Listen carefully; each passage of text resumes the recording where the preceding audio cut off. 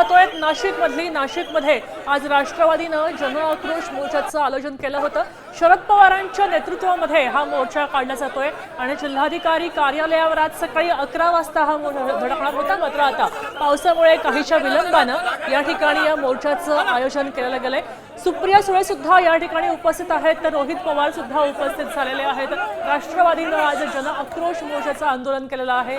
शेतकऱ्यांच्या प्रश्नांना घेऊन हा मोर्चा काढला जातोय। ही आत्ताची दृश्य आपण साम टीव्हीवर पाहतोय, नाशिकमधून थेट पाहतोय। शरद पवार सुद्धा या ठिकाणी उपस्थित झालेले आहेत।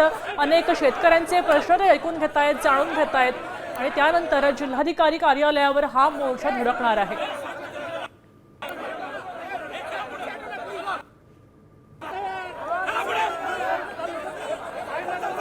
पाहू शकतोय राज्यभरामध्ये तुफान पाऊस असताना सुद्धा नाशिकमध्ये मात्र आज शेतकऱ्यांनी जन आक्रोश मोर्चामध्ये मोठ्या संख्येने सहभाग घेतलेला आहे।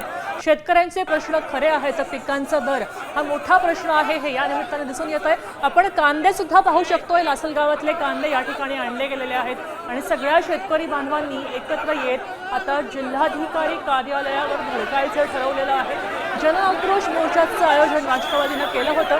शरद पवारांच्या नेतृत्वात हा मोर्चा निघतोय हे समोर येत आहे। यावेळी सुप्रिया सुळे सुद्धा उपस्थित आहेत आणि काही वेळातच